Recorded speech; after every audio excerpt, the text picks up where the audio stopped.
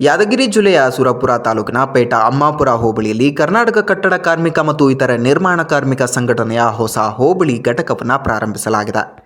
ಸಂಘಟನೆಯ ಗುರಿಯೇ ಕಾರ್ಮಿಕರಿಗೆ ಸಕಾಲದಲ್ಲಿ ಎಲ್ಲ ಸೌಲಭ್ಯಗಳನ್ನು ಒದಗಿಸೋದು ಮತ್ತು ಅವರ ಹಕ್ಕು ಅಧಿಕಾರಿಗಳನ್ನು ರಕ್ಷಿಸೋದು. ಸಭೆಯಲ್ಲಿ ತಾಲೂಕು ಅಧ್ಯಕ್ಷ ಹೆಚ್ಚಿನ ಗ್ರಾಮಗಳಲ್ಲಿ ಸಂಘಟನೆಯನ್ನು ಕಟ್ಟುವ ಮಹತ್ವವನ್ನು ವಿವರಿಸಿದರು. ಕಳೆದ ವರ್ಷಗಳಿಂದ ಸಂಘಟನೆ ಕಾರ್ಮಿಕರ ಬೇಡಿಕೆಗಳಿಗೆ ಹೋರಾಡುತ್ತಿದೆ ಮತ್ತು ಲಾಕ್ಡೌನ್ ಸಮಯದಲ್ಲಿ ಸುಮಾರು 4,000 ಕಿಟ್ಗಳನ್ನು ವಿತರಿಸಿದೆ ಎಂದರು. ಹೊಸ ಹೋಬಳಿ ಘಟಕದ ಪದಾಧಿಕಾರಿಗಳಾಗಿ ನಿಂಗಪ್ಪ ಹಯ್ಯಾಳಪ್ಪ ಅಧ್ಯಕ್ಷರಾಗಿ ಆಯ್ಕೆಯಾದರು. ದೇವೇಂದ್ರಪ್ಪ ಸೋಮಯ್ಯ, ಪ್ಯಾಟಿ ಗೌರವ ಅಧ್ಯಕ್ಷರಾಗಿ ಕ್ಯಾಸಿಂ ಸಾಬ್, ಗೌಶ್ ಸಾಬ್ ಮತ್ತು ಶ್ರೀನಿವಾಸ್ ಉಪಾಧ್ಯಕ್ಷರಾಗಿದ್ದಾರೆ. ಕಾರ್ಯದರ್ಶಿಗಳಾಗಿ ಮಾನಪ್ಪ ಬಯ್ಯಪ್ಪ ಮತ್ತು ಮಾರುತಿ ಸಣ್ಣ ಮರಪ್ಪ, ಖಜಾಂಚಿಯಾಗಿ ರಾಯಪ್ಪ ಬೈಲಪ್ಪ ಆಯ್ಕೆಯಾದರು. ಸಭೆಯಲ್ಲಿ ಸುರಪುರ ತಾಲೂಕಿನ ನೂರಾರು ಕಟ್ಟಡ ಕಾರ್ಮಿಕರು ಭಾಗವಹಿಸಿದ್ರು. ಈ ಹೋಬಳಿ ಘಟಕವು ಕಟ್ಟಡ ಕಾರ್ಮಿಕರ ಹಕ್ಕು ಅಧಿಕಾರಿಗಳಿಗೆ ಗಟ್ಟಿಯಾದ ಸಂಘಟನೆ ರೂಪಿಸಲು ಪ್ರಮುಖವಾದ ಬೆಳವಣಿಗೆಯಾಗಿದೆ.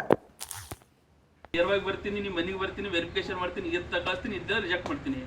ಇವೆರಡೇ ನಾನು ಇಷ್ಟು ಹೇಳಿ ನಾನು ಭಾಷಣ ಮುಗಿಸ್ತೀನಿ.